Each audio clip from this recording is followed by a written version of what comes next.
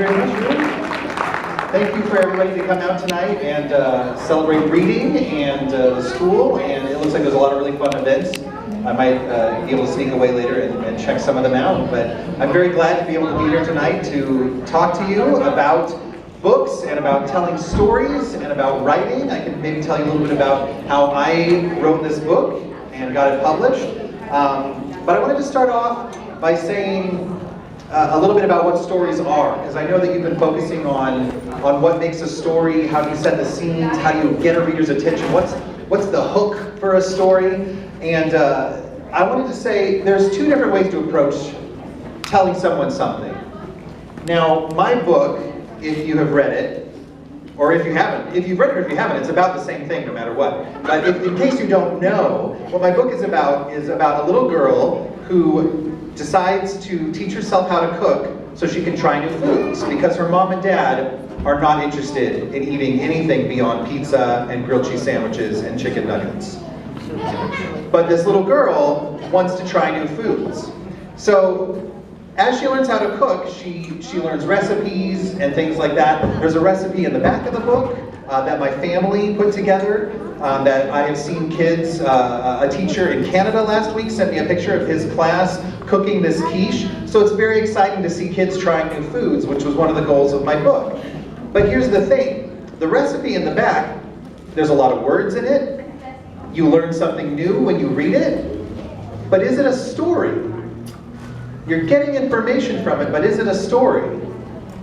I'm going to say no. I don't really think a recipe is a story.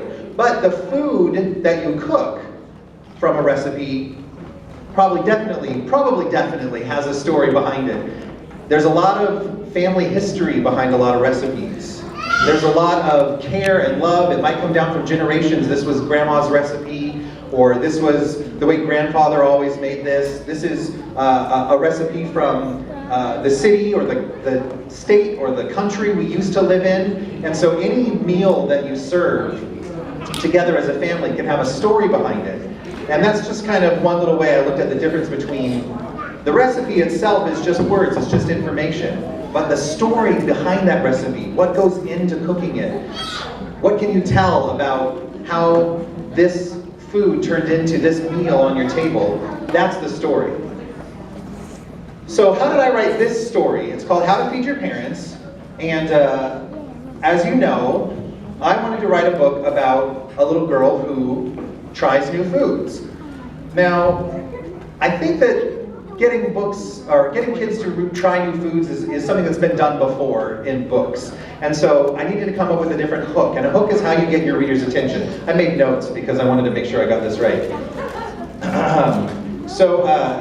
You know, what makes it different? What makes this a story that only you can tell? Because if we're going to be writing a book about getting someone to try something that maybe they don't want to eat, there's another book out already that's pretty famous. It rhymes, the food has kind of a funny color that it's not usually that color, and I see some people here who are dressed as characters by that same author. Does anyone have any idea what that book might be?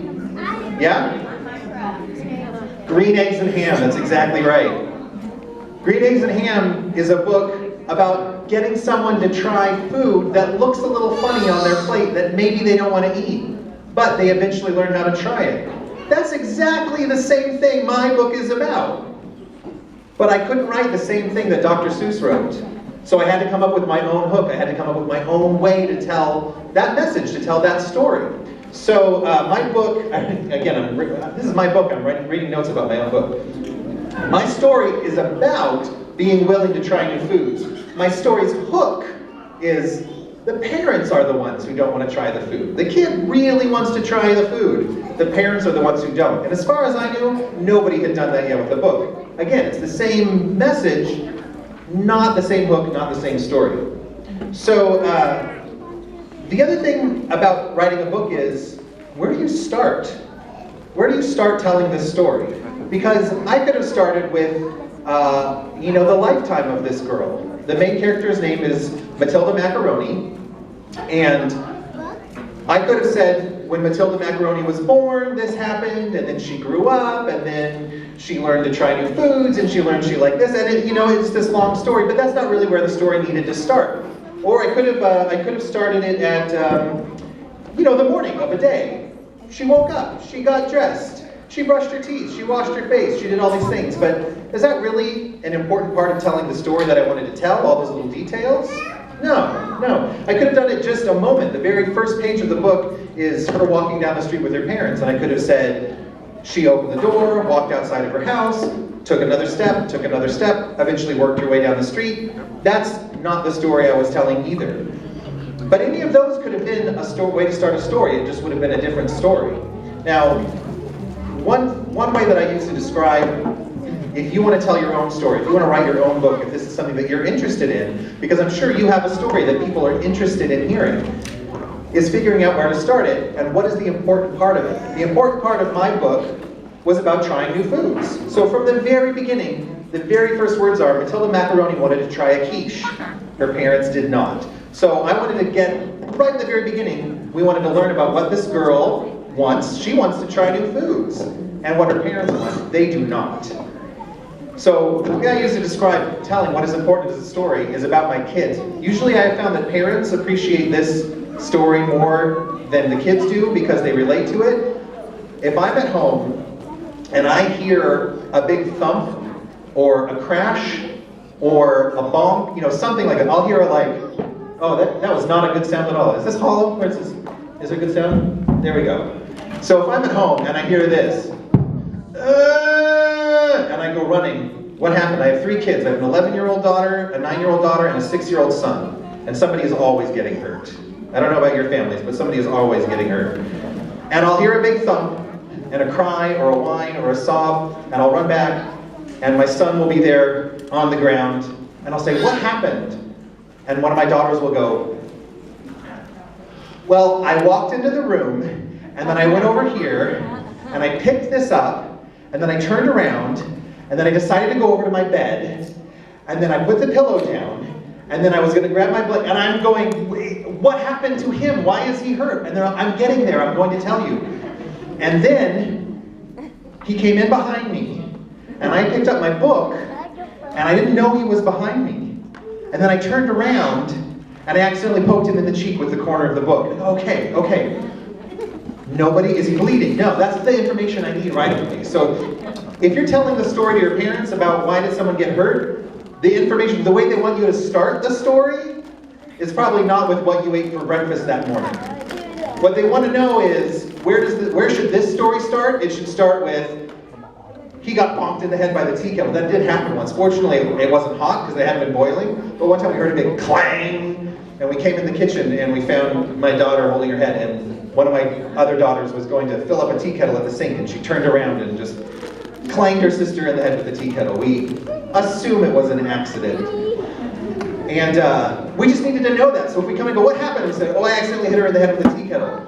Good, that's the story. That's where we needed the story to start. So just like that, any book you're going to write, any story you're going to write, start it with a little bit of information that's going to let the person that is reading the story or hearing the story know that this is what the story is going to be about. This is what you're going to learn. Maybe it's going to be a little funny, going to be a little fun. It's going to be about food. It's going to be about dogs. It's going to be about rainbows. It's going to be about whatever. Just, you decide where that is. And that is one of the best things about writing, is that it's all up to you.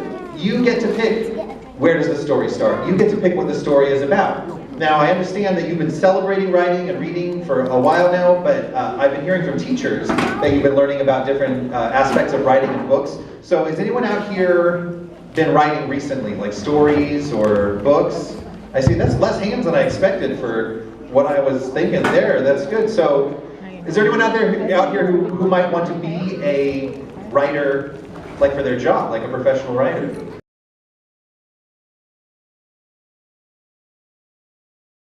I like it. Look at that. I love it. I love seeing these hands. Look at these hands. That is so fantastic.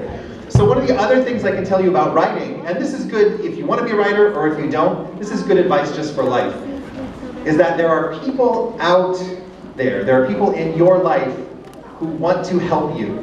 There are people who want you to succeed. read. There are people who are excited to hear the stories that you have to tell. And these people are your parents and your teachers. And there's more than that out there too. But the thing is you need to work with them and listen to them, because a lot of them have really important things to tell you, and they want to work with you to help you be able to tell the stories that you want to tell. So I did not write this book on my own. I didn't even bring the copy, and I brought my computer. But I think, Ruth, do you have a... Can I show that one off for a second? Thank you so much, Ruth. So I only wrote this. I did not draw the pictures for it. So I had to work with someone who read what I wrote and decided to draw his own pictures. I also had to work with someone called an editor. Have you heard the term editor before? Do you know what an editor is? Yeah, there's hands up. I'm glad to see that. If you don't know, an editor is someone who takes what you have written and helps you make it better. They might help you if you spell the word wrong, or put some commas and exclamation points in the right place. Or they might say, you know what, this story kind of goes this direction, and I think it'd be better if it went this direction. That actually happened with my book. My book ends, this is a spoiler alert, so if you don't want to know, now's the time to plug your ears and go, it's not a big twist ending or anything, so don't worry about it. Don't really stick your fingers in your ears. But my book ends with Matilda Macaroni convincing her parents to try a new food, and they like it so much that they decide to all start cooking together as a family regularly and eating what they cook. Now, I had found that my kids, who really like to eat grilled cheese sandwiches, they would eat macaroni and cheese every day if they could, probably for every meal. We have I got a saying right there in the front row. When we let my kids pick their birthday breakfast, one year, my son, when he was, I think, 3, realized I can ask for macaroni and cheese for breakfast, right? And we said, sure, go for it. And that has now become the go-to breakfast for people's birthdays. They would eat macaroni and cheese, breakfast, lunch, and dinner, I think. Which is one reason why I named this character Matilda Macaroni. My story originally ended with Matilda convincing her parents to try new foods, and they liked it so much, she said, how about I cook us dinner every night? And they said, that sounds great. So she started cooking all the dinners for her family, and it was kind of a silly, funny way to end the book. And my editor said, why don't you have the whole family cook together? And I said, that's even better. That's such a great ending for the book. I love that you made that suggestion. So that is really what I wanted to see happening with this book, is that I have found kids, listen to this, and you can hold your parents to this, that if you get to help pick maybe what food you're going to eat, if you help plan the meals, and if you help prepare it, you're more likely to eat it, or at least try. There we go. And that is one of the other things that I really try to ask people to do is, you don't have to like everything you eat, but please be willing to try new foods. My son, who helped make the recipe in the back, I let each one of my kids pick one ingredient to include in the quiche recipe in the back. So they all got to contribute to it. This was a recipe we made together as a family.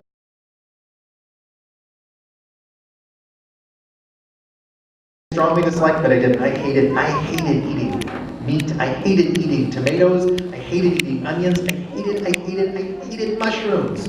I hated mushrooms. And then one day, a friend just asked me to try one on some pizza. So I did. And I was prepared to hate it, and I didn't anymore. Something had changed. And I don't know why, but something had changed, and suddenly I found I loved mushrooms.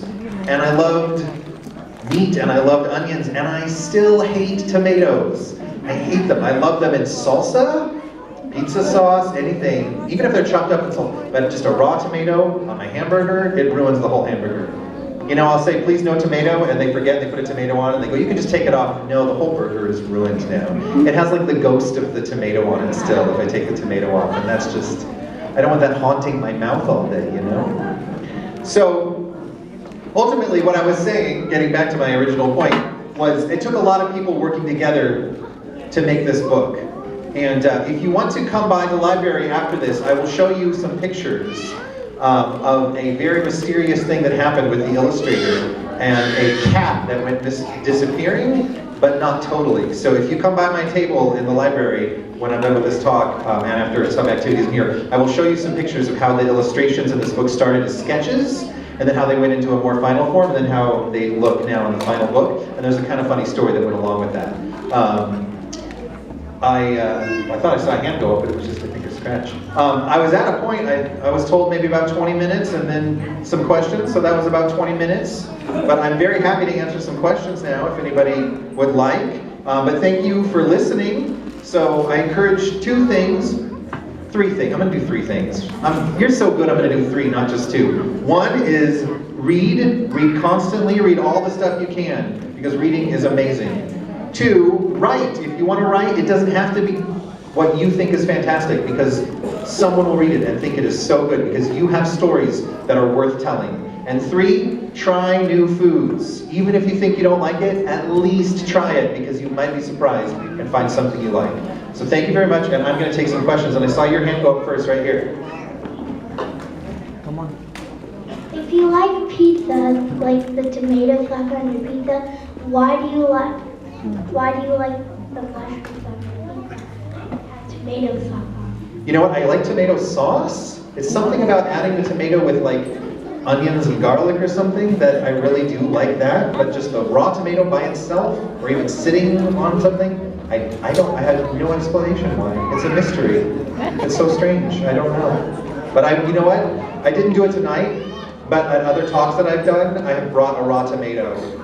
I should have done that tonight, and I've tried it in front of everybody just to show that I'm willing to do it. And last time I did it, it was so gross, which is probably why I didn't do it tonight. I saw a hand go up over here. I like the end of the story when it said like if only could keep their room clean. Yes. Thank you. And a lot of people say, is that what the next book's going to be about? Is them keeping their room clean? And I had not ever even thought of that as being the next book. And now I've been asked by so many kids, we can't wait for the next book about the parents learning to keep their room clean. And I'm kind of going, maybe I should write the next book about parents learning how to keep their room clean. Thank you for sharing that. I saw a little hand go up over here. Let me see.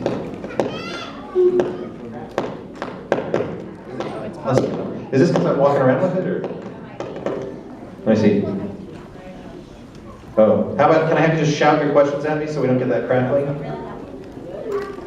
What if someone said that I don't like it and then I tried it, but what if you tried it and thinking that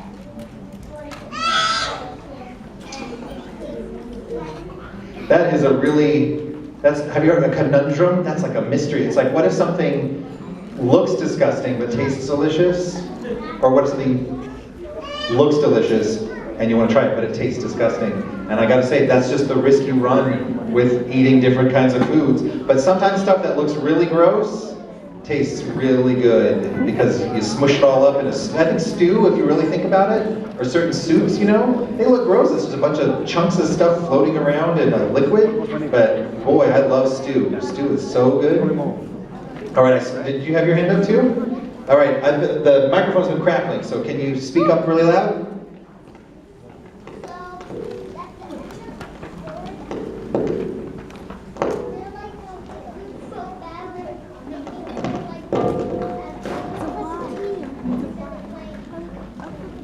Oh yeah, well, because they have like a messy room and they were trying to eat different kinds of food. But I think, like I said, one of the important things that the parents at the end of this book is they're willing to try stuff.